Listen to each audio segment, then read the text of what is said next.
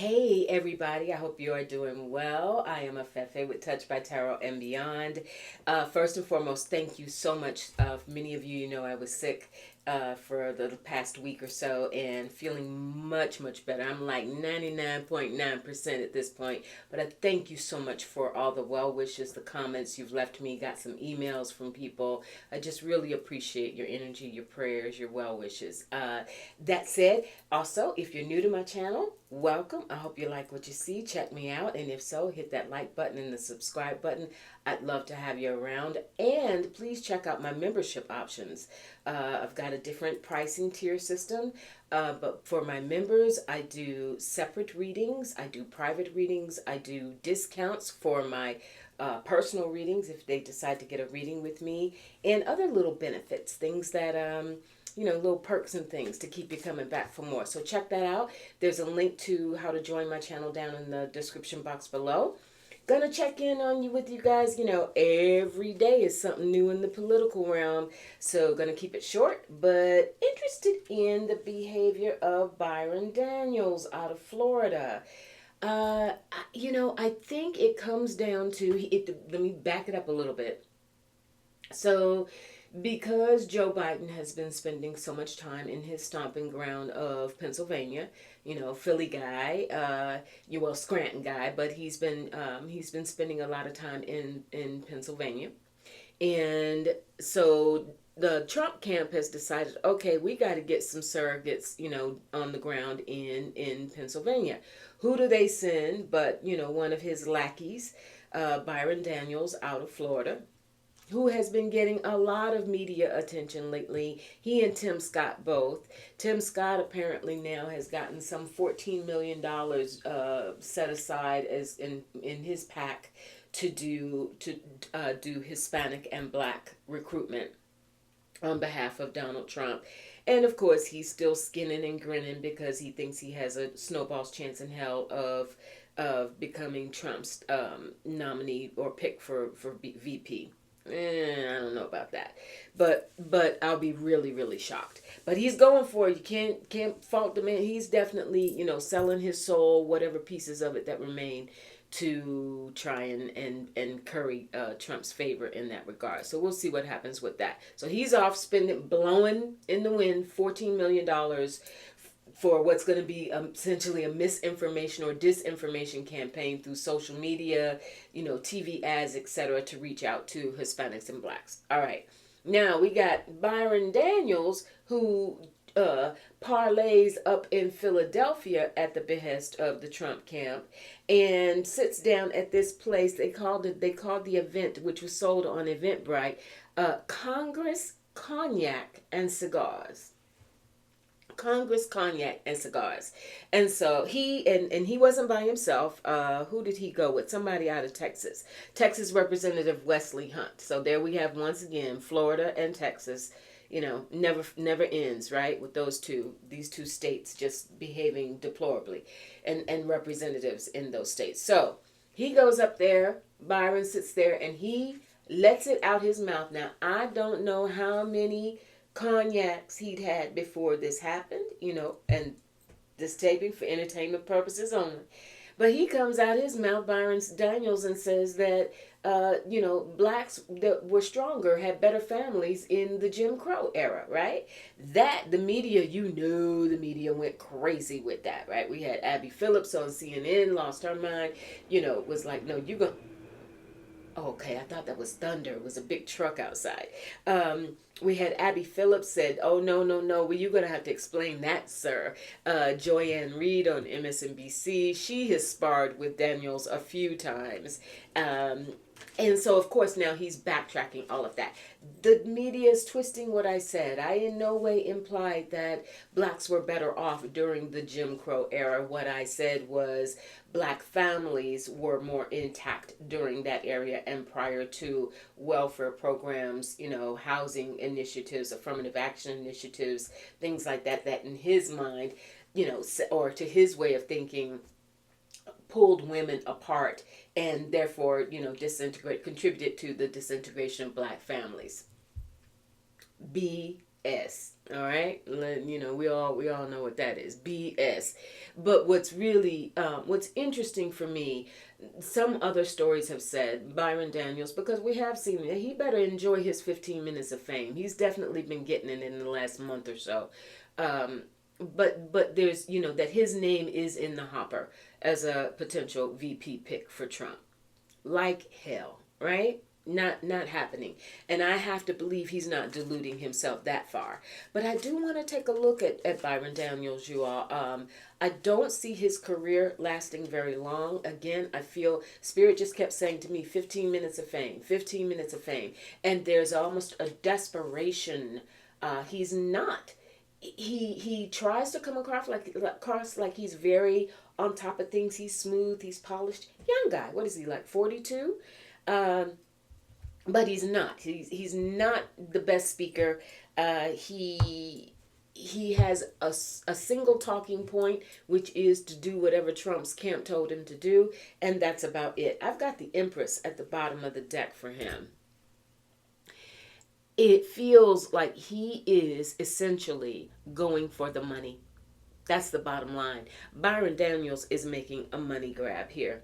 I don't know how much has been funneled his way or how much will be funneled his way by the party, because he has been given increased visibility with some of these antics that he's got going on, and being a surrogate for Trump. But this is definitely financially driven for him. He's trying to use every appearance, not just at the behest of Trump, but of course he's trying to siphon it off for himself, for his own political future. Spirit, is he, what's his deal? Knight of Swords, that's him out there, cha cha cha cha cha, talking that nonsense. And I had to love it. I bet many of you heard Hakeem Jeffries, from Brooklyn, went into his Brooklyn bag and said, when he heard this Jim Crow remark from Byron Daniels, said, look, you better check yourself before you wreck yourself. That is old school. I hadn't heard that in a really long time. But he's definitely King of Swords.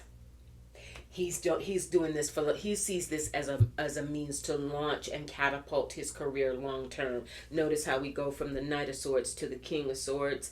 There's a progression there in energy, and also I see that as a progression. Again, he's a young guy. I think he really sees this with that Empress. He's utilizing this time in the spotlight. It's not even about what he thinks or what he really believes in his heart of hearts could happen with Trump. Clearly not a VP pick. Maybe he thinks that he lands something in his cabinet.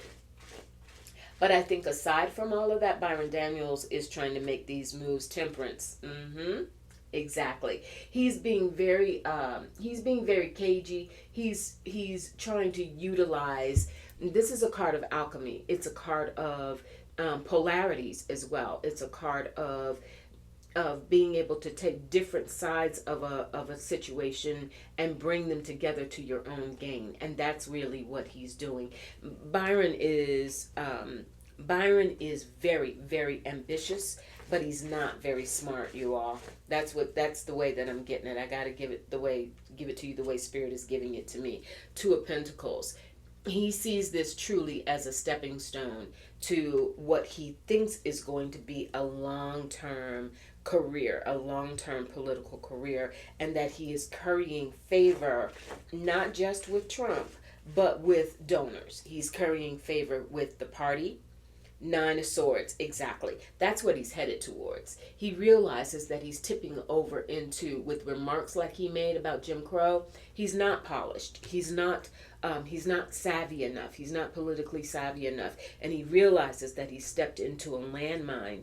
And in fact, that to the extent that he can be beneficial to Trump, to the extent that he also can get some blowback from the very community that he's being sent to try and dupe into following Trump, i.e. the black community. So by using, buzzwords like Jim Crow, he's shot himself in the foot, quote, for entertainment purposes only, right?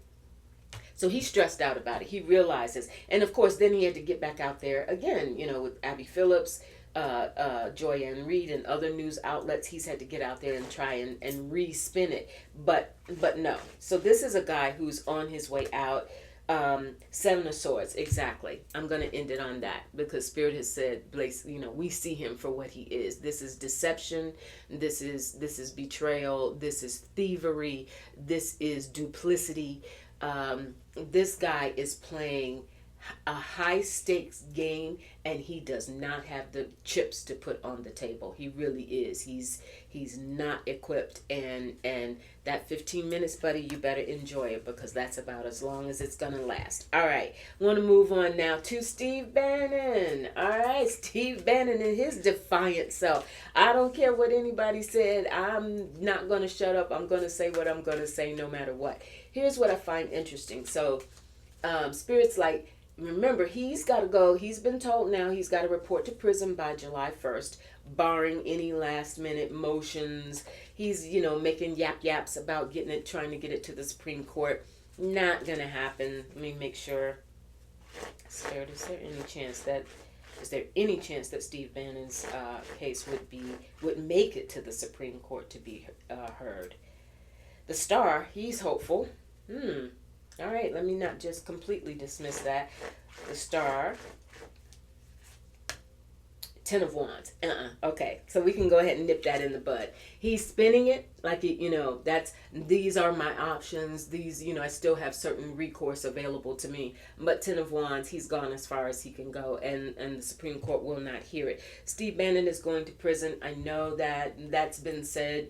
There's no news flash here.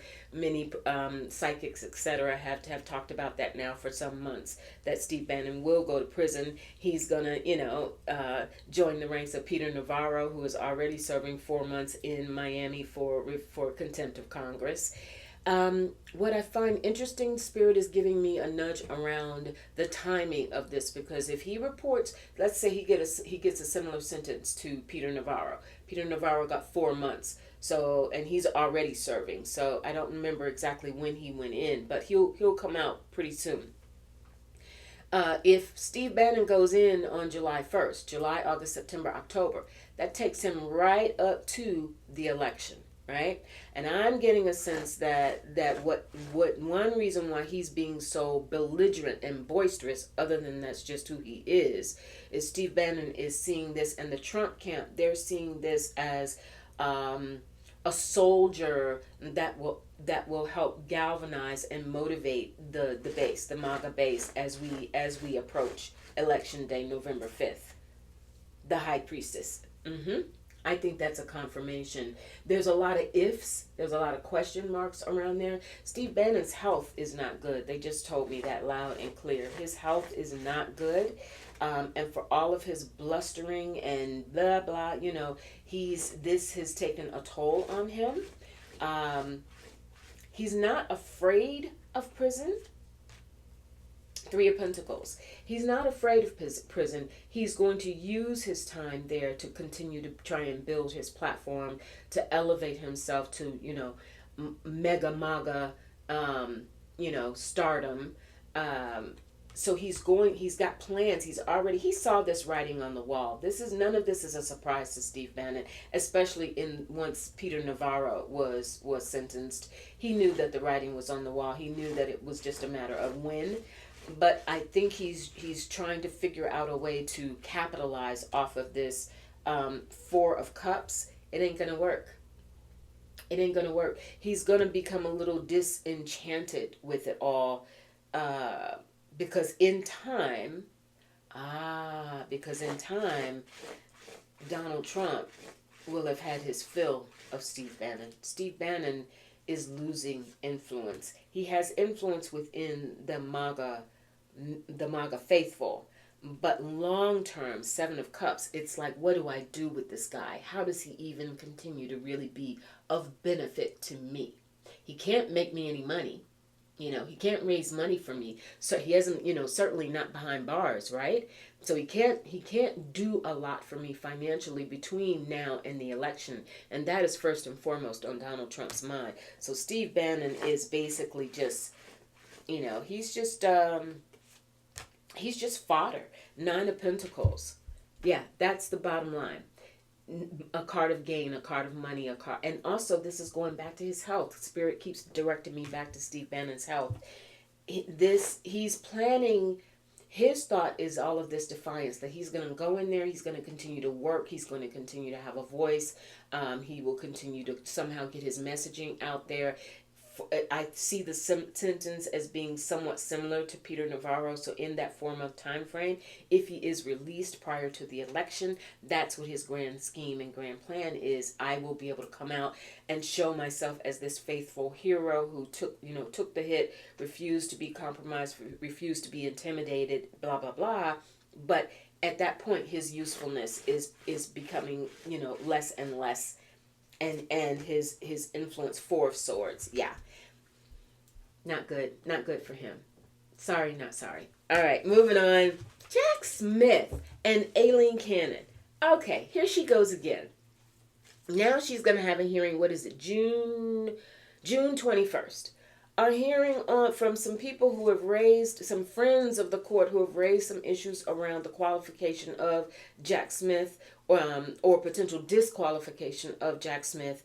And rather than, so all of the motions that are currently before her that have been waiting for hearing dates for her to set a schedule, she just said, I'm not dealing with any of that. I would rather bring these people in off the street who have some questions around Jack Smith, whether or not, and why is that? Because we know this whole long teeter-totter behind the scenes battle that's been going on between Jack Smith and Aileen Cannon, because she knows, she's very, very clear that he's looking at her and trying to figure out. He's been very, very patient. He's been very shrewd. He's been very careful in how he navigates this situation in Florida with Aileen Cannon and the classified documents case. But at the same time, he's been making his chess moves, with the hopes of getting her disqualified or getting her moved into a place that he can take her to the 11th Circuit and get her disqualified. She is hot about that. She's been hot about that. She's bitter about it.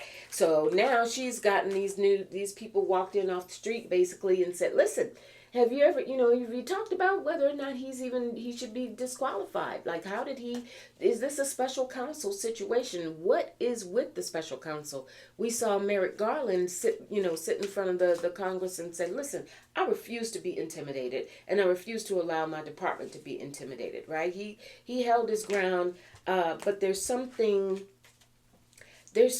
boiling there. And then there's talk in among the far right and Mike Johnson and his crew about potentially defunding Jack Smith's funding for the special counsel's funding for prosecuting these cases, to actually start to yank his money and pull his resources. And that's not gonna happen. That's not gonna happen. But I want to just take a look at. So the case, we know now, the case ain't happening no time soon. The classified documents case. She's going to sit on this until who knows when. But this January 21st hearing around the qualification, will that be Aileen Cannon's fall? Will that be her fall? Because if she rules in that manner to try and disqualify Jack Smith, if she has these hearings, takes these motions, and issues a ruling on them, 2 cups, I feel like that's 2 of the lawyers that are bringing this case to her. The 7 of Wands. So she really is looking for precedent, some sort of legal precedent, to be able to make their case plausible, this disqualification hearing, to make it somehow plausible. How could it be twisted to be plausible? 3 of Cups.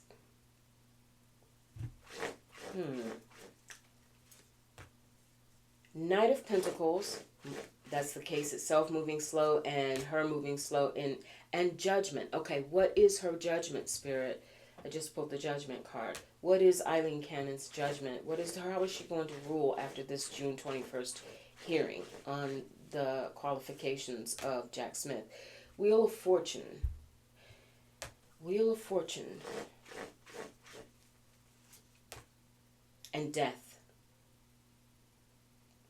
This is the beginning of the end for Aileen Cannon, or Aileen Cannon.